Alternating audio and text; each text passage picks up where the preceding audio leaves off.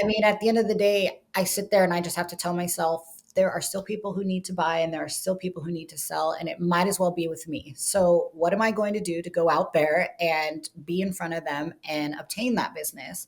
And I think no matter what level of success that you've made, it's like you have to still go back to the basics and be willing to do those things, which are the open houses, calling people, your clients, staying in touch with them.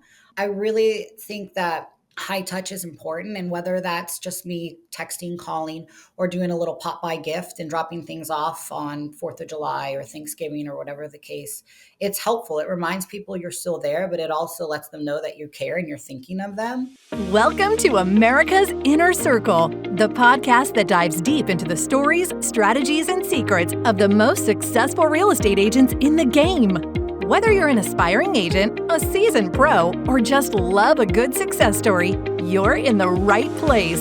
Each episode, we sit down with top agents who share their journey from the ground up, how they overcame challenges, seized opportunities, and made their mark in the competitive world of real estate. Ready to learn from the best? Let's unlock the keys to real estate success together. Here is your peek into the Inner Circle. Hi, this is Mel Allen, your host of the Inner Circle podcast. This is a podcast where we dive deep into the stories of the most successful real estate agents in the country. If you want to learn how to establish yourself as a top agent, you're in the right spot. And today, we're honored to have Ginny Parks in Davis, California, literally from Yolo County. So True, YOLO. you only live once. Sorry, let's do it. So, Ginny, let's give a little bit of an introduction about yourself and who are you and what was your journey into real estate? Definitely. So I am in kind of like a small little bubble in my YOLO County. I was born and raised here, and I am heavily rooted here, and it's been very good to me. So I was born and raised in Woodland, which is like 10 minutes up the road. It's a sister community of Davis, where I graduated high school. And then I went to UC Davis and earned a degree in economics. While I went to college, I knew I always wanted to be a realtor, right? It's like you don't need a college degree to do that. But I had a full academic scholarship to UC Davis. And so I kind of ran with it and I got that done and, just put that in my back pocket and off we went. So I'm a third generation real estate professional. My grandfather was president of First American Title for years and years. He was the smartest businessman I've ever known and heavily influenced me in so many ways. But he was involved in like commercial investments and things like that. And then my mother was an escrow officer for many, many years in Davis. So for me, it was like I looked at them and I just like couldn't imagine myself sitting behind a desk from 8 to 5, 9 to 5, whatever it may be. I just, my personality, my attention span, it was like, no. So I figured I was definitely more suited for the sales side. So after graduating from UC Davis, I went to the big fish in town at the time, which was Coldwell Banker. And one of my mother-in-law's best friends was a top agent there. And I just asked like, hey, do you have any assistant work? And at the time she didn't. So instantly I was like, oh gosh, that sucks. But then she reached out to say, hey, I heard there's like a 1 day a week receptionist position at the front desk. Right. And so for me, it was like, okay, coming from UC Davis, they preach to you like you're going to make 80K a year, like you're going to be totally fine. Like go out and be somebody. Right. I'm like a 1 day a week receptionist. Awesome. But I knew it was important. I was willing to get my foot in the door. Yeah. I was like, just let me get in there and we'll see where this goes. And so pretty quickly, one of the top producing agents noticed my work ethic and did ask me to come on and work with her. So while I was getting and finishing my license, I was assisting her. And then that relationship evolved into a mentor-mentee relationship, which that's great. I heavily, heavily advocate. Like if you want to make it in this career, find someone who you trust or who you feel has a similar style or whatever the case may be. But a mentorship is so important. Like, my gosh, we're just thrown into this world of contracts, millions of dollars, thousands of dollars, all kinds of things. There's like, and so many variables that you really need someone to really show you the ropes and kind of help guide you through it. So Fast forward, we worked so well together. She's older than myself, and it turned into a business partnership. So she's Hmm. now like, I want to say 99% retired. It's like, you never really go away, but Right. she's still around, and we worked so well together. This is my 13th year. We have been together the whole time. Oh, So it wow. was really like a natural progression for me, and it was a very fortunate one because Yeah. it has been a very successful path. I obtained two 30 under 30 titles. I was featured in Realtor magazine, and I've accumulated a lot of really great recognition. But I really, really like have to attribute so much of that to my mentor and business partner. Yeah. So that was really kind of my path into it. And now here we are, and I'm really steering the ship and running it. And it's been good to me. Like I said, I love my community. Yeah, I Um, mean, to be in the area that you grew up, so many people, want to move away and leave, yeah. but yeah, finding that happiness, finding that success, that's a great combination, and definitely the mentor mentee relationship can be so incredibly valuable. Mhm. Leading us now, what was your first deal like? Well, how did that happen? Was that kind of more like on the assistant, or did you do your first one? That's a great question. No, it was more so me. While I had such a great path having the mentor who also did help give me leads and stuff like that. I mean, like I had to do it on my own. It was, getting to the nitty-gritty, do open houses. I was doing like 4 a weekend, 2 on Saturday, 2 on Sunday, Oh, wow. putting my sign out there. I mean, I remember one agent looking at me going like, "Oh my God, Ginny, I see your signs everywhere. Like you must be so busy." And I'm like, yes, yes, I am. It's like, no, I have nothing going on. I'm like, I'm a 23-year-old. Like, I haven't even bought my own home yet. I'm like the total poser here. Fake it till you make it. Right. But I met someone organically at an open house. And to be totally honest, it took me 8 months to get in my first deal. Like, again, it was so hard because you kind of see everybody and what they're doing. You're like, I want that. Why am I not? Why is that Right. not happening? Why is it not happening yet? Yeah. Yeah, and it's like one of those things in this business, I think it kind of weeds people out. I think there's like a romanticism around being in real estate, like what we think it's going to be, especially with TV and social media and all that stuff.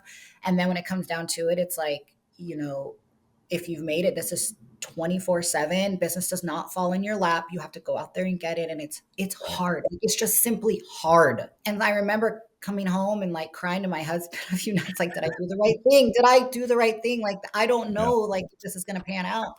And so 8 months later, like, thank the Lord, it did. But it was like a little condo in Davis with a young professor at UC Davis. And I kid you not, we ran into so many damn obstacles. Like the loan didn't get approved, the inspections were awful, Right. and it was probably the longest escrow I've ever had. But like, thank goodness that listing agent like hung in there with us, and Yeah. we finally closed it and we made it. And it was awesome. And then you're like this young 20-year-old getting this commission check. You're like, this is amazing. Like, let's Yeah. keep going. It made it all worth it. Yeah. Really. And then it was like off to the races from there. But Well, I mean, again, it sounds like it was a great learning experience. I mean, it even though was, obviously probably a rough one, having all of yeah. those things happen, all of those things, as you said, go wrong. A lot of people, I think it probably takes them a couple of deals for some of those things to happen. Yeah, let's get the difficult out of the way Yeah. first and learn from it. So it was a good learning lesson for Yeah, sure. so you had a great mentor. You Mhm. had this first sale that everything went wrong. What other kind of things that kind of happened that fell into place that made this realize, this is it. I'm gonna, other than the paycheck, obviously, or maybe it was just the paycheck. Really, No, not at all. Yeah, no, I certainly, on that note, it's like you can't be attached to the dollar. Like it's the wrong thing to attach yourself to in this business. Like you will realize it very quickly goes wrong. It's not going to work out. This business is about relationships and building those relationships and helping people get to the finish line and doing that together. But, I feel like again, it was just keeping my head down and working and seeing that all that hard work was starting to pay off very quickly was solidifying that like I made that right choice. I am doing this. I did this. Like I am not going to quit after my first or second year like so many do. I'm right? going to stick with this. This is my career. And I think that was kind of what was the most validating thing, right? Just starting to obtain that trust of clients and closing deals ultimately, right? Yeah. Now, you probably have a lot of stories like this where, you've closed those deals, you've worked with those clients, you've built those relationships. 13 years, definitely a decent amount of time. Is there one that kind of stands out as being really, rewarding one? And, whether it was a challenge, whether it was just such a positive thing, tell us about that. There's been so many transactions over the years, but one that just immediately pops into my mind was something that recently happened last year. One of my husband's employees, a first time home buyer looking to buy a house, and a young man, like 22 years old, with his girlfriend. And just you just kind of look at this kid and you're like, you're such a hard worker and you've been so good to us. And it's like, you just want to help, right? Like, I just want Right. this to work for you. But like, how can we make that happen in this market? I mean, last year was a challenging market. At least like the first 6 months were good in the sense that it was still multiple offers, competitive, and first time home buyers were having a heck of a time Yeah. in that challenging period where it was like, okay, let's write a few offers. We weren't getting them accepted. I can only, we can only do so much. Like, you can just do your best. Yes. But we found him a house in adjacent little ag town community, and we start to go through the inspections. And again, it's all going wrong, and it needs a new roof. It's leaking. The solar was installed wrong, and the roof is like $13,000. And Oh, what wow. do Yeah. you do? But I just like felt like I have to give back. Like, I have to help, and it's going to come back to me. It's going to be fine. And so it was like, you know what? Take it off the table. Let that cover the roof. And he was like so moved by that and so thrilled and happy. And we closed it, and he got his new roof, and he's living in his home. And like, he's a very like reserved, quiet young guy, but Yeah. like, he hand wrote a letter like thanking me and telling and kind of sharing how he felt. And I was like, oh my God, I didn't even know you were like, I would have never known all that's going on behind here. But I think that was just really rewarding, being able to help them in their Yeah. home. And now they have their first home, and they're totally adulting and kicking Yeah, I was going to say 22 yes, they're buying doing it. a house. Wow, that's great. And the fact that this is, as you said, somebody who works for your husband, and Mhm. so there was a different kind of relationship there, I think, Right. to begin with, than a lot of people have. Sure. But wow, good for you for seeing it through and making sure that they, could get in that place despite, all of those challenges. And have you ever had any times, when you have challenges like that, maybe it didn't work out, and kind of how did you work your way through that? And I promise we'll get to better place. Oh, no, that's fine. I mean, this is a very real part of the business. I mean, Yeah. there's so many variables and moving parts in a transaction. Like, no single deal is ever the same, right? Mhm. And let's be real. One of the main aspects of my job is a problem solver. Like, Mhm. at the end of the day, so it's like, how are we going to solve this problem? But they don't always work out. Whether that be from the inspections, the loan not getting approved. I mean, like, life circumstances. I think the best way to deal with it is, if that happens, is just know that you've been a very good advisor the whole way. You've built a solid relationship so that we are continuing to work together. And then moving forward, you just have to let them know, we're going to find you another home. It's going to be okay. And as cheesy as it sounds, it's like, typically usually do happen for a reason. And at least on the buyer side, more often than not, it's like, if they weren't able to get that first house for whatever reason, the next one, they're more happy that it worked out that way, right? Yeah, and I think a lot of people find that that first one that you love, maybe it's not always the right one. Absolutely. Absolutely. You kind of, and you have to have a little faith. It's like, you got to be comfortable being uncomfortable. Mm. And the home buying process is not, a straight line. It's not easy. It's not a comfortable thing often. So, you just got to have a little grit and get through it. And if it doesn't work out the first time, it'll be totally fine. Yeah, but one of the wonderful things about getting into those uncomfortable spaces is that's where you're learning, that's where you're growing, that's where you're finding new things, right? So, you Mhm. know, getting uncomfortable, yeah, it's kind of scary, but at the same time, from some of those risks, that it feels like you're taking, that's where a lot of growth has. Is there ever been a time when I mean, obviously making sure that that person can put a roof on the house and waiving your commission, that a lot of people would perceive that as a risk. Is there another time that you've taken kind of a risk, and how did that work out for you? Well, that's a good question. Like, let me think. I feel like there's, I don't know, there's just always things that come up. It's just never so easy. It's like you always have to like have some sort of middle ground and give and bend on things. I'm probably, and again, I feel like I feel like we're talking about the money of it all. And like, I swear that's not, what the focus is, but it's like, helping people is probably the main thing I've done. If I have to, is just like give the credits, help work through things. Like, money doesn't come easy for everybody, and if that's a way that I can help in a transaction to make it work, I don't advocate for it, but at the end of the day, I think you really need to kind of sit down and sit and look at the picture as a whole in the situation, and see if it's really truly worth it. And a lot of times I think that it is, and it's not always, but like, I don't know, like, I wish I could think of a more specific example other than that, but No, I mean it's I mean, you gave a pretty darn good one earlier, so I think that, definitely yeah, puts it out there, but I mean, the fact that you're looking at these things and seeing, I mean, it sounds like you're just kinda weighing the risks and weighing, the client and, is this one that you wanna see through? Is this a journey kinda you wanna go on with them? And I think mhm, everybody has to do that at some point with the house or with the partner that you're walking with, and mhm, obviously sounds like you've made some really good decisions and walked with some people through that yeah, journey. What is it different about you? I mean, I think we're learning a little bit about that does set you apart from others who might be, in real estate in your area or just other mhm. people that you've met. Yeah, I think if anything, the most prevalent feedback that I get is honesty, transparency. You can always count on me to give you very true advice. I tell everyone at the end of the day, like, listen, I am your advisor, but this is your ship and you are steering it. And you don't always have to take my advice, but like, I ask that you hear me out and we talk through things. And so I won't sugarcoat it, but I will be very honest. And I think people appreciate that, coupled with being just genuine. I am going to be myself and love it or hate it, but people usually it works out just fine, right? We find that we all want to work together. You're leading with honesty, right? Giving those options. And that's honestly, that's, I think, the best people that I've worked with, in the past when, I'm thinking of selling or buying any homes. The ones who weren't upfront with me or I felt like they were holding things back, I'd be like, "I don't think this is the right person for me."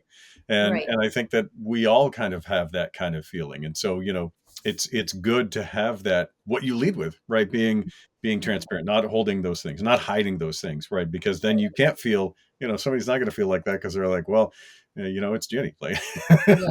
Right. I know Right. she's gonna, I know she's gonna tell it to me straight, even if it's not always the best news. Like I'm gonna find out, and I'm gonna know, Right. and I'll be able to make a good choice because I'm at least informed. And I think that that's the best policy there. Not that my, word is gospel or means, more than anybody else's, but I think, based on my own experience, boy, you can always tell when somebody's holding something back, and it's an uncomfortable Right. thing to make a choice, feeling like you don't know the whole story. Now, the market, obviously, we have ups and downs. You were talking a little bit about, some of the challenges that you had last year. When things do kind of slow down, what does that do? How do you change your pace for yourself, and what do you do to keep, positive and keep that keep things moving along when you have a Mhm. slow period? Well, I think ultimately you have to be confident, right? And say, this is just maybe a period of time. It's going to work out. I am in this for the long run. Hmm. I mean, at the end of the day, I sit there and I just have to tell myself there are still people who need to buy and there are still people who need to sell, and it might as well be with me. So, what am I going to do to go out there and be in front of them and obtain that business? And I think no matter what level of success that you've made, it's like you have to still go back to the basics and be willing to do those things, which are the open houses, calling people, your clients, staying in touch with them. I really think that high touch is important. And whether that's just me texting, calling, or doing a little pop by gift and dropping things off on 4th of July or Thanksgiving or whatever the case, it's helpful. It reminds people you're still there, but it also lets them know that you care and you're thinking of them. Hmm. And so I also feel like, just again, like, these open houses are very, very important. Like, I know they're not fun, like setting out the signs, sitting there for 2 to 3 hours. And in this changing market of buyer contracts and forms and all that kind of thing, it can feel a little intimidating, but it's the best way to meet the buying population and have you be present in front of them. And along with that, I feel like if you can be recognized over like 3 different platforms, it legitimizes you, right? So like Right. if that's just being out hustling on the street, doing the open houses, and then you're working social media, you've invested your time in your website, knowing that you're worth it, right? Like make the investment in yourself. It allows people to feel like, hey, I could totally work with her. I've seen her around. I've seen her about, like, it just legitimizes face, right? Right. And I think there's a lot of power in, even when you do close a deal, or going back to clients if things are slow, and building up a testimonial page like on Google and Zillow and all those things. I feel like that's highly valuable. I mean, most everything's at the consumer's fingertips. They are Googling, they are researching, they are checking those kinds of things out. And it's just so Absolutely. They are. simple Yeah. as just to say, hey, like, the best way you can thank me is to maybe take a moment and write a quick review of our time together. And most people are totally up to do it. And I think Yes. that's so valuable, so valuable. Yeah. So just doing all those little things, right? And being able to go back to the basics and is important. Yeah, no, and I think you're absolutely right that, yeah, people are gonna do their research, they're going to do those searches, they're gonna look for you, and if you're not saying the same things and you're not, you know, if it's not Mhm. reflecting who you are and they're like, "Well, this person seems very different than the person I met," you're not doing that job well. So, and yeah, doing those things that maybe it's like, well, maybe it's not my favorite thing, but it's an important thing and It it's a is, it's yeah. a part of the puzzle. Um, Mhm. like those open houses. Now, you probably have you ever had anybody kind of, look like they were asking, strange things of you and, maybe pushing on some of your values, your principles. How do you work around those to make sure that people have that good experience with you? I think that it's important to hold true to yourself and what's important to you, and how you operate. I think in this business, there are going to be people who push back. At the end of the day, these are human beings we are dealing with, and like everyone brings their own context to the table and life experience, and that shapes how they respond to certain things. Sure. And real estate can be a highly emotional, reactive thing. And so knowing where your boundaries it's important. And then I think being able to just simply walk away if you have to holds so much strength. And so, I mean, there's been multiple times where I feel like there's just so much pushback. I'm not feeling like they're trusting what I'm saying. And so you have to just have that hard conversation and say, hey, like, I am noticing A, B, and C. And if you feel like I am not aligning with your interests and I don't have your best interests at heart, like, you are welcome to go find another agent that maybe you think Right. does. Like, and if you feel like I am the not best fit for you, like, do you feel like you're ready to find someone else? And to be fair, most of the time they'll be like, oh, no, no, no, absolutely not. And it kind of helps redirect the situation Yeah. and get you back on track, where they know, like, hey, I respect you, but like, I'm not going to sit here and work with someone who doesn't want to work with me. Like, we should not be working against one another. This is a business partnership with the same Right. goal in mind. We need to collaborate and get to the finish line. And usually it will get you back on track. But being able to have that conversation, know your value, and set that boundary, there's a lot of power in that. And I think at the end of the day, that individual will usually walk away with more respect for you. Yeah, I definitely agree. I mean, after all, it is a relationship, and if it's not working for both people, right, then you got to call that out. Right. So, Right. at least you're resetting kind of where, the relationship goes from here, whether Mhm. it's staying together or agreeing that, maybe we don't make the best match. And that's okay, right? Like, It's law of okay. abundance. Like, if I'm not your cup of tea, like, find somebody else that is, and that's okay. That's Yeah. Yep. okay. Yeah, It's probably better if it's really not 100%. working that You well. don't wanna work with me, I probably don't wanna work with you either. Yeah. I'm Yeah, glad you said that because, yeah, I mean, a lot of people I think are afraid to say that, but yeah, that's the, reality is if it's not working for one of you, there's probably that where that friction is being felt by the other person. They may not just be calling it out. And so it's good to make sure if there is some that at least you're talking about it, then you're not talking around it. right. Now we talked about the slowdowns. Now, so let's talk about when it's really busy.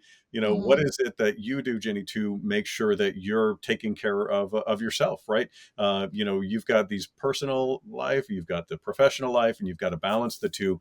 How do you do that? What are some of the techniques that you use? Oh my gosh, is that not just the best question ever? And probably the aspects of this career that I could work the most on is having maybe more of a work life, personal life balance. I feel like, to be fair though, I have found that when I have tried to prioritize like my family, my career, and my health, all of those, like at one time, I am the most happiest. And like Mhm. I thrive in almost a time of like, there's so much to do. Let's make that to do list and check those boxes off and get through it. Like if I'm sitting still and twiddling my thumbs, I'm probably not getting a lot done, even Right. if there's other aspects of my life that could be totally paid more attention to it, if that makes sense. I'm more productive in that environment. But I feel like just being able to multitask, as silly as that sounds, is very important. And so for me, I have two kids. I have a 2 and a 3 year old. And so it's definitely changed a lot of the way that I do the business. And so I'm not the best at delegating, but I try to ask for help when I need it. Right. Yeah. And so getting through the day, keeping a consistent checklist of the things that need to get done within the business and having all those thoughts jot down so you can go back to them has been highly helpful for me. And I love my kids. They were both home with me until they were 18 months old. I had a kid on my hip, showing properties, selling houses, doing all of that. And I just kind of made it work, Yeah. right? And now they are in childcare, and that's obviously helped immensely, right? So that they're cared for during the day. But having a team that is there to support you, like my husband has been very helpful. He recognizes like the nature of the business. Like there are going to be weekends where I'm working, and I try to do my best to at least give one day on the weekend where I don't have any appointments or work. So I'll shift everything to try to be on a Saturday or a Sunday, and it doesn't always work that out that way when things are really really busy. Right. But having the team there to help me pick up the slack in the personal life has been great.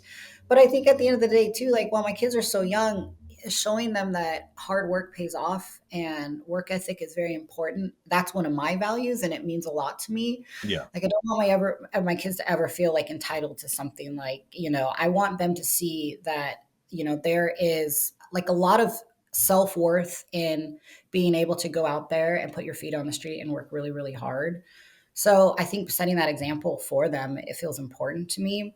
So I guess to like full circle back to your question, it's like I could probably work on that personal life, work life balance. I'm not great at taking vacations. I don't do all of that because my career is very important to me. But there will be a time where there has to be a little bit more give. And I think being able to delegate, I should probably bring someone else on to like a team member or something like that, just to kind of help out.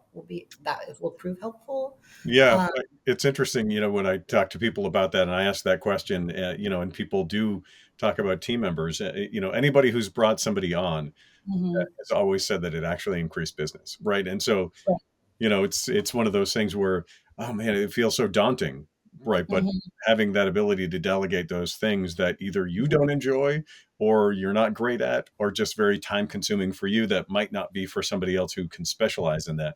I think it'd be interesting to see what happened to your career, if you were able to do that and bring that person on the team. But yeah, it changes the dynamic, right? So Well, and it's like letting go of control too, yeah, right? I mean, a yeah, lot of us in this business are very type A, and I like to be hands-on. And so that would be a change for me, and one that I think I'll have to face in the near future. But I think you're right. It's like those leads that come in that are almost like distracting, like you can't focus on it. You have someone to take those on. It's an opportunity for more growth and more business. I think finding someone that aligns with your values and you work well with is probably the hardest part. Like I think it right. sounds That's the biggest great challenge. to have that help, but it's hard to find someone that I think you can work well with. So if you do, it's like hold on to them and like run with it. Yeah. So Yeah. You got to trust, you got to put a lot of trust in somebody else. Now, how do you, obviously you're making a lot of time for answering those phone calls, making those calls, going to those open houses. Is that kind of what allows you to see kind of what's coming whenever there's a shift or there's a trend that you're seeing in real estate? um, How do you get the pulse, I guess, of, yeah, very much so. I've been very, very fortunate in my career. I've always stayed busy and consistently selling, like 25, 30 homes a year. Last year was heavily listing side, representing a lot of sellers. And I think just noticing the activity of like, okay, what are the showings like? How many people are coming through the property? What is the feedback like? So when you start to experience day on market count increase a little bit, and then all of a sudden you're talking about, okay, we need to have a price reduction to, re-entice those people to come back or gain more interest. It's like okay, we have definitely shifted. I mean, we've been, I think, very, very spoiled in the past few years, myself included. It was just trying to keep your head above water. I mean, real estate was moving, and a listing was gold. It was like you put it on the market, and the thing's going to sell, and you just have to kind of keep going, going, going. But now we're noticing that I mean, it has shifted. And so I think just hands-on experience with listing these properties and seeing, how they are playing out is definitely helped keep me in tune with these things. Yeah. And with those listings, again, broken record, it's like I'm the one at these open houses. I'm going to be there, right? I'm going to at least do the majority of them, and then also seek help.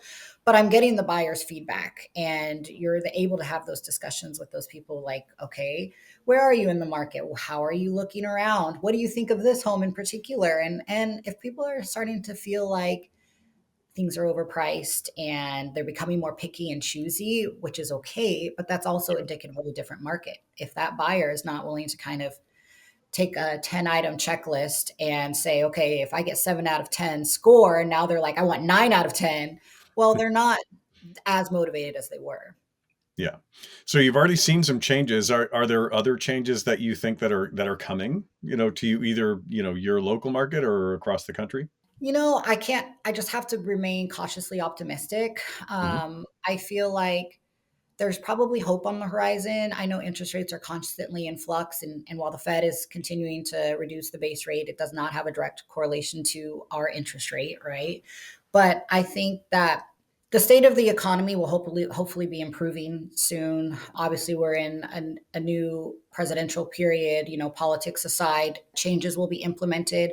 Let's hope that all of those are for the positive, right? Hmm. And so I think we're just in a period, and we are in January, in the beginning of this time, where it's like, I think the next few months are going to be very telling of what the second half of the year and even next year is going to be like.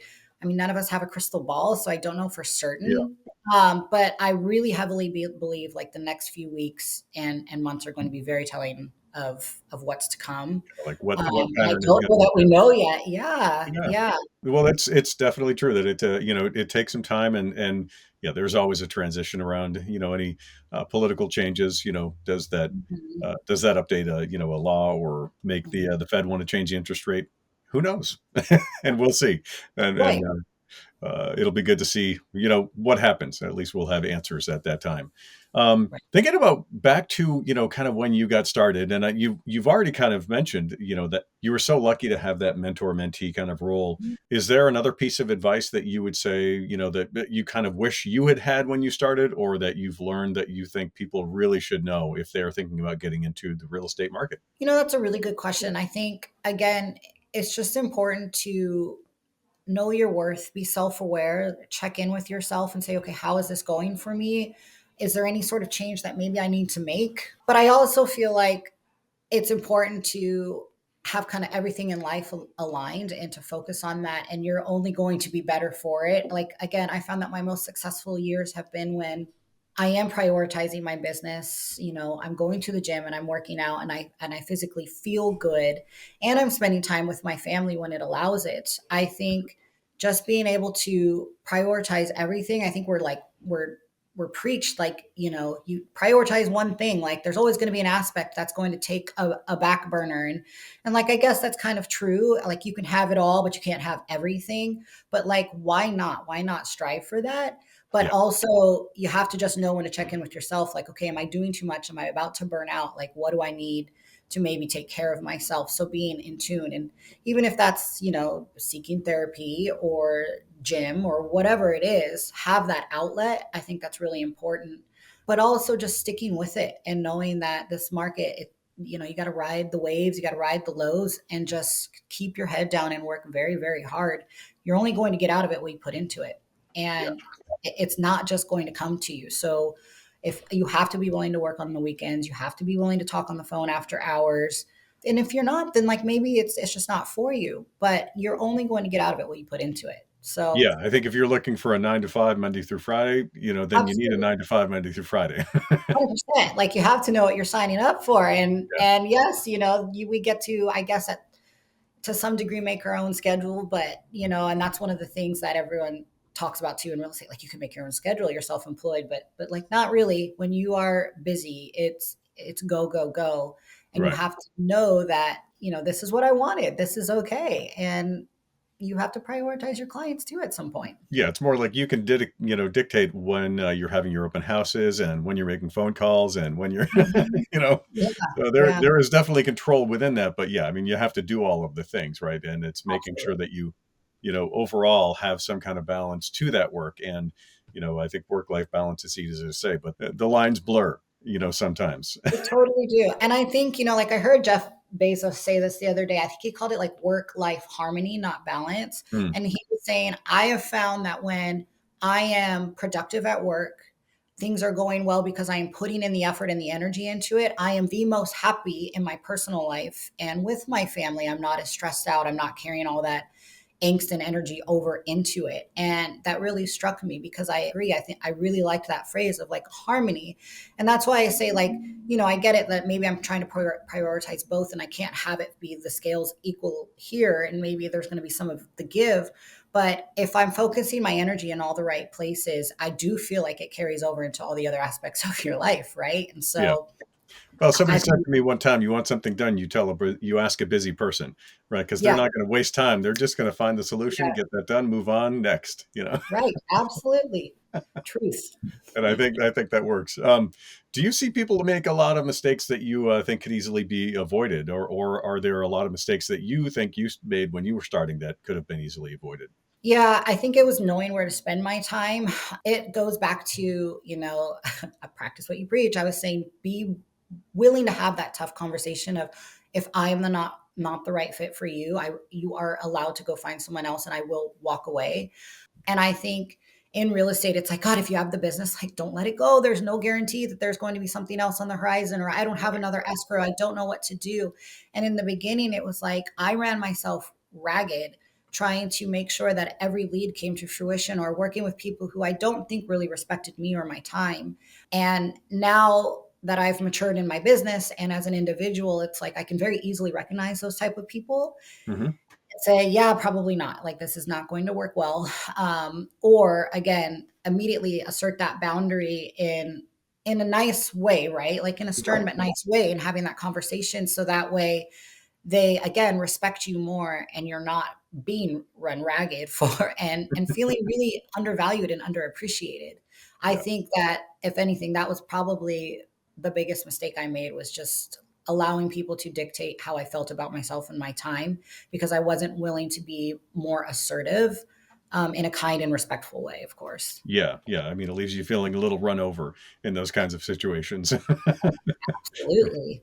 Um, do you have any resources that you like or that you go back to? Whether it's apps, books, websites that you think are helpful, in your business in your career. No, so nothing like in particular. Like I wish I could say, go to this website, do this or that. But like what I can say, one of the biggest changes I made last year in my business was investing in myself a little bit more. And so I had just given birth, I had my kids, and it was like, okay, I need to feel a little more motivated again. And I need to feel more like myself. So I invested in myself with the rebranding. I had new headshots. I rebuilt my website. I had, of course, then all the, other items that come with that, the business cards, the open house signs, all those kinds of things redone. And what I did too was I've always had this like love hate with social media. And as you saw earlier, I'm not the most tech savvy individual. Again, I know my Yeah, you weaknesses made and it my through. strengths. And so I hired a social media girl to help me. And I decided that like it's okay. I'm kind of naturally a private person, but it was like, get over it. Like just put yourself out there. You don't have to share more than you're not willing to. Hmm. And so I hired her and then I implemented like an email after every closing where I definitely ask for reviews. And if they don't give it to me the first time, I will follow up. And then I usually kind of let it go. I don't want to harass someone, but Right. I've noticed that doing the social media and then having the reviews, that count increase, it gains traction. It allows for more visibility. I think like, I may sound, again, I don't know what I'm talking about half the time, but like the algorithm or whatever it is likes Right. it. Like Right. you see that and it increases your search engine optimization when people do try to Google real estate agent in your local area. And I have found that I have gotten more quality online leads that I ever have in my career. I think at the end of the day, my sphere and my community knew how busy I was, but they didn't really see all that I did. So, like, highlighting that on the social media, like every Hmm. closing, every listing, doing fun little things, it really made me at the more of the forefront of their mind in a pretty saturated market. A lot of people are in real estate, and it has heavily helped. I went from selling 30 homes to 40 last year. And so is that the secret sauce? Is that exactly what did it? I don't know, but I can say that I have noticed a difference from that. And so I feel like just doing those small things, and then again investing in yourself, and like maybe doing some rebranding if it's time, or if you haven't really done that and you're starting out and you're like, but the money, like, I promise you it will pay off. I think Right. it's important for those looking for an agent to feel like you're professional and you take this very seriously too. Yeah. Yeah. Well, I think you walked right through another question that I had about scaling your business, and it's good. I mean, yeah, that investment in yourself. And again, people are going to do the research. They're going to look, right? And if they're going to, you might as well give them something to find. And it doesn't hurt that, like you're saying, make those algorithms work for you. And the best way to do it is to be repetitive, to be consistently repetitive Mhm. in a good way, and to get that engagement, right? So, if you have friends of yours in the community and they're liking and they're looking, and checking out your posts, that Mhm. just makes the algorithm, want to feed it to more. It's one of the Right. few things that I've learned about about it myself is that, Yeah. it's a snowball. It is a snowball effect. It's Well, like, even if they're not looking to buy or sell, if the conversation comes up, they're like, "Oh my gosh, like Ginny Parks, hey, she's a great realtor. Like, she does so much. You got to look her up." yeah, And because I've been doing the social media and stuff like that, again, it's just being at the forefront of their mind in such a saturated market. It really helps. yeah. Well, that's good advice for sure for people to make sure that they, have that presence. They make that investment, like you said, in yourself and in your business. Is that, do you find that those emails that you're sending and the, and other ways that you're touching clients, is that part of what helps you to kind of maintain and build those strong relationships with clients, and what's your technique in doing that? Absolutely. I think so. I think the key thing is to be genuine and sincere in it. So, like, not have it be like a robotic like email of like, "Hey, thinking about you, checking in." If anything, I think it's more so like, "I was driving out in the community and like I went by your house the other day, like, and it made me think of you. Like, how are you?" And also, again, with the social media thing, like, if you see what your clients are doing and you see things they're doing with their kids, it just allows for a natural conversation to start. So you can at least just check in, right? And when I do check in, I'm not saying like, "Do you know anyone who's looking to buy or sell?" Like, no, I just want to check in, see how you're doing, maintain that relationship, because they're more apt to refer me to someone else because of that relationship, not because I'm Right. salesy and asking for business, right? Hmm. And another thing that I tried to pick up more on this last year was doing those gifts and dropping those by.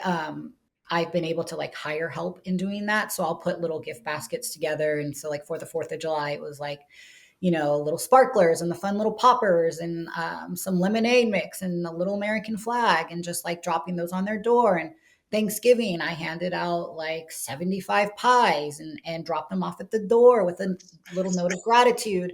But like, I think doing nice gestures and nice things for your clients makes them feel differently about it, as opposed to just being like, "Hi, checking in, thinking of you." Just something just robotics. I say keep it sincere and genuine, and do something that you would want done for yourself, right? Like, Yeah. wouldn't you want someone to give you a nice little gift and say, "Here you go, have a great holiday," or something like that? I just feel like it's way more genuine, and it's probably attached more to the right kind of outcome, right? In that sense, is just maintaining that relationship is more important than simply saying, "Give me business." Yeah, and I say that, like, there's a lot of different ways of doing it. I mean, there's one guy who I rented from years ago who's a realtor. Mhm. I mean, we're talking years and years ago, and he sends postcards about every 3 to 4 months that look like they're from that period of time, Yeah. and then there was the Right, person right. that I sold my last house with, and yeah, at the beginning of every year they give me a little magnetic calendar, and at every fall they send a couple of tulip bulbs or something, and I think that it's a sense of timing and a sense of, like, making sure that things are, like you said with your pies at Thanksgiving, right? Like, you can't be more timely than that, like, Mhm. Mhm. and I think it's a very thoughtful kind of gift, and it really, Right. kind of gives that personal touch. I think that's wonderful. And you obviously just went through the exercise of doing this. I mean, how did you determine kind of like what your brand was going to be? A lot of people don't Mhm. understand what a brand is, but I mean, for Mhm. all intents and purposes, it's how people interpret you, right? Like, how people see you. So how did you make those choices of how you wanted people to see you? Oh, that's a really good question. I mean, I obviously hired a professional to kind of help guide me through all of this when it came down to even like creating the logo and what I wanted. And I think it was for me, it was like I just want to be clean and simple and have it be easily interpreted. Like I didn't want the key. I don't want a house. So it was like that kind of thing. I knew what I didn't want. Right, That's right, yeah, but I think again, it was just more so how am I feeling in this present time of my career, and what is important to me and what is influencing me. And a lot of that was my children. Again, like I said, I'd given birth back to back, and they were babies, so it was like I'm a mother now and I'm choosing to bring that to the forefront. I've been an athlete my whole life. I A lot of that was at the forefront of doing my athletic endeavors, and now it's like I'm a mother. And so there was this softness that came with it. And I think it was just how I was feeling at the time. yeah. So like the color schemes and all of that, even in my website and everything, is probably pretty reflective of that. Mhm. Um, but again, I know my strengths, and technology and all that kind of graphic design is not one of them. So I did hire a professional to kind of help guide me through it. And I was honest with them, like, you give me options. I want to be involved with this as much as I can.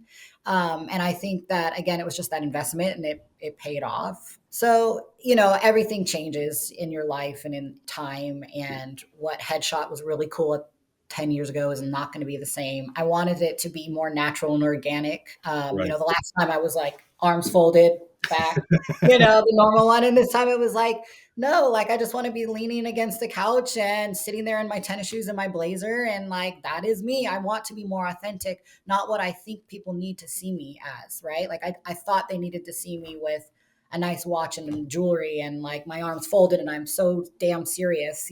Right. But it Yeah. was like, no, like just I want them to see me as me now, and I want it to be more relaxed, and I think I did a good job with it. So Well, I think a lot of people are scared of authenticity, right? They think, when I'm getting in this career, I need to be this, image that they've built in their mind, and they try to be that, and then you try to undo that once you actually find right, what right. really works. You're going to attract the same type of people, right? And like again, it's like law of abundance. Like don't have a mind like of scarcity. Like there is plenty of business to go around, and I have to recognize I'm not everyone's cup of tea, but like that's okay. I am a lot of people's, right? And so it's like be yourself. You're going to attract that, and then at the end of the day, it's going to make your life a whole lot easier because you're working with people again who you want to work with and want to work with you.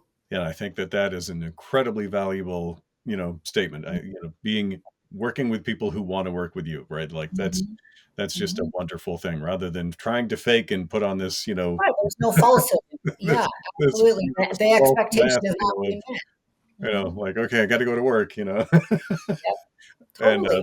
that that's exhausting at the end of the day. It's Um, true. have you had any moments that really stand out that you're really proud of? Where you made an accomplishment, even if it was only for yourself. Not necessarily monetary wise, or maybe for the client. That you Mm. went above and beyond in a really distinct way. Well, I've been really fortunate to have reached some milestones and successes in my career that I look back on, and like I was like so nervous, and then I was so happy that I obtained it. Like when I was with Coldwell Banker, and that's where I started, and I had earned a 30 under 30 title with Coldwell Banker in 2015.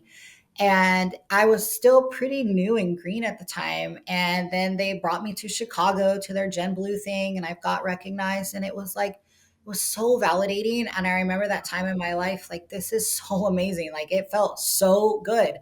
And then in 2018, I was selected as part of the National Association of Realtors 30 under 30. And so that was a really fun time and a very, very cool thing. And I got to be in the magazine and then even locally, just obtaining certain accolades and things like that.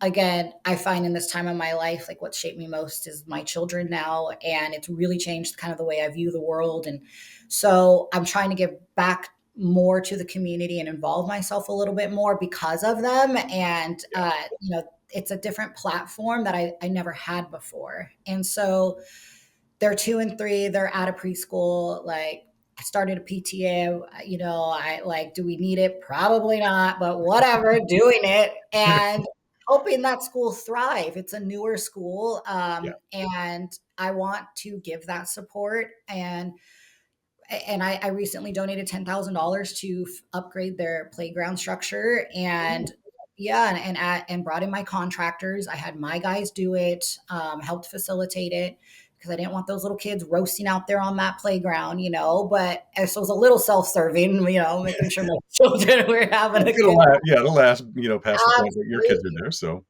But it felt really good to give yeah, back, right? And to help that school, because I feel like when you do want to give back and you want to involve yourself, and it's like you do what's important for you, like it means more mhm, to you, right? And like in this time of my life, like that's what's most important. And I found that like it just felt really good to be able to do that, and reach a place in my career where I'm actually able to give that amount and invest my time and give back like that. So, yeah, no, um, it's fantastic to be able to do that, to reach that point, to be able to give back and to not be that person who's struggling and waiting for 8 months to get a paycheck. 100% full circle, right? And so, Yeah, I mean, that's just one of the times again that like it felt very fulfilling. So, not necessarily career related, but it kind of is, right? It allowed me the opportunity to do that. So right. it's like, the hard work pays off. And now I'm able to give back to others and my children and help them grow and thrive in this community as well. I get to help kind of shape it in a way. And, Sure. you Yeah. know, Yeah, you're yeah, leaving your mark. absolutely. Leading up to, I'll ask you a question more on leaving your mark in a moment, but where do you see like the next, the kind of like the next building block, the next step? I hate to see like where are you in 5 years, but kind of like Mhm. what's that plan? What's next? Yeah, I think going back to earlier when we kind of touched on this, it's like I probably should find someone to come work with me. I feel like for me, again, I want to remain hands on, like quality over quantity. I don't, if I wanted to have 4 or 5 people on the team and like disperse the leads and then make money off all of them, like, great. That's a really sound business model and it works well for others. And like, I respect that model, but it's not me. Like, I just want Right. to have maybe one person that we work well together and we can kind of help build more of the business. And it can also help me thrive a little bit more in allowing, myself to delegate and take on other tasks and grow my personal business as well. So I feel like that's probably the next step soon. And I wouldn't even mind if it were a mentor mentee relationship. Like, it does not have to be an established person. I would kind of actually probably enjoy giving back a little bit more and helping shape someone's future like mine was. I think that would be really rewarding. And so I would like to have that soon-ish, if anything. And then maybe again, if it evolved into more like a partnership, then all the better. And I would be grateful for that opportunity. So, I don't want to say I'm not ambitious because I obviously am and I'm driven, but like I just want to maintain giving the really, really great customer service and high quality, performance that I've done for my clients. I think that's most important for me, even in the next 5 to 10 years. So looking kind of beyond that, is there some kind of a legacy that you want to build? I mean, do you want your kids to, come in and take on as a Absolutely. next I generation? am.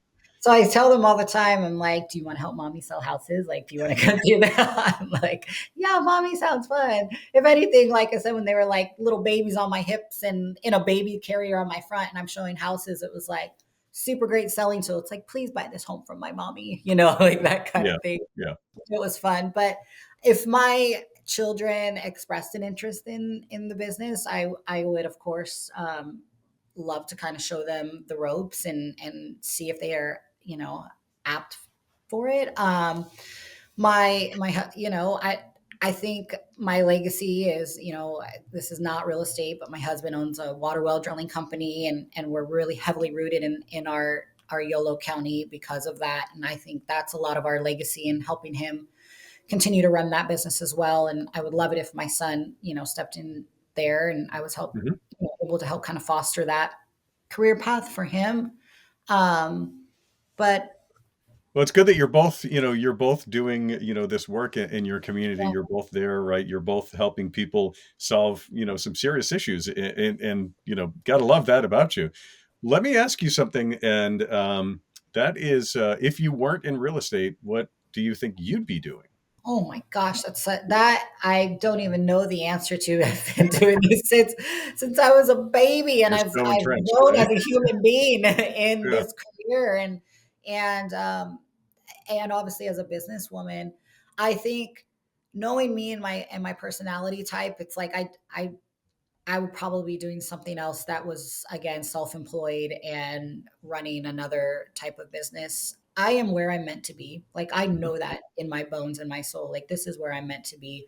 Not all of it is always fun and easy, but like I genuinely enjoy it. I love this business. I love that. I think if anything, I would probably be more over working with my husband to help run that company and running the office and doing all that type of stuff. But again, I might go a little crazy being stuck at that desk. So, and I might kill him. I don't know. Like, I Yeah. don't need to see Yeah, him. people Whatever. who are married aren't always meant to be working together. So I I, know. Yeah, yeah, yeah. um, I always like to end with this kind of like a couple of fun questions. So Sure. first, what is there something that people don't know about you that they should know? Gosh, I don't know if it's necessarily that they should know, but I was a bodybuilder for many years, and I quit before having children. But I was pretty successful in the local scene, and I got to travel to like Singapore and represent the United States, and I won, and it was all kinds of stuff. And so um, that was a really big part of my life for a very long time,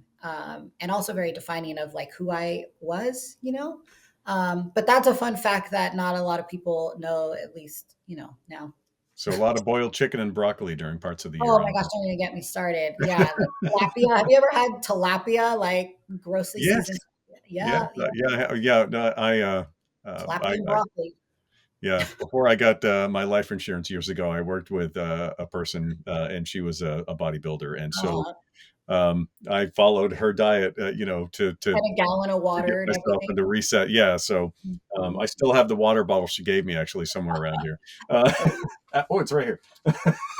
Oh, yeah, So there the it first is. There water you go. bottle I ever had was given to me by my workout buddy, and yeah, so she was like, "You for the next week, you're only eating these things," and boiled chicken and broccoli was one of them. Yeah, So yeah, yeah. uh, thanks, Lisa.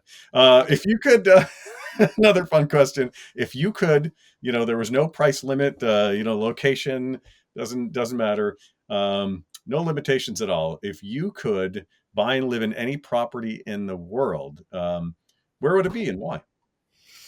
Hmm. I think probably somewhere that's maybe a little more like ag country scene. Like I grew up in Woodland again, which is very ag centric. We're surrounded by farmland. Like that's kind of like my safe place, I guess. Like that's what Yeah, feels best to me. So um, I think with recent TV, like Montana and all those places are romanticized, but like somewhere in a valley there with some beautiful mountains, and building a custom home. And I think having and it being a little bit more quiet in the pace, like actually seems great to me. I would not mind that at all. Not right now, yeah, but maybe in the future. yeah, I down the think road. yeah, Well, that's great. Well, thank you very much for joining us and doing this. If people want to find out more about you, is your personal website or any social media? Where should people go to find out more about you? sure. Thank you for asking. So Ginny Parks is how you can search me on Instagram. That is my handle, and it's Ginny. And then my website is jennyparks.com. So we're keeping it pretty consistent and easy. But that would be the best place, All right. definitely. Well, we'll definitely, when we share this, we'll make sure to tag that and make sure that people can find you easily. So that basically, Jenny, thank you for joining us. That's going to conclude this episode of the Inner Circle podcast, and I hope that everybody listening has found some enlightening information from you and have some great takeaways from Jenny on how to take your real estate career to the next level. Again, thanks everybody for tuning in. You can find us on Spotify, iTunes, YouTube, and Instagram at America's Inner Circle. So thanks again, Ginny Parks, and we're going to see everybody again next time. Thank you. Thanks, Ginny.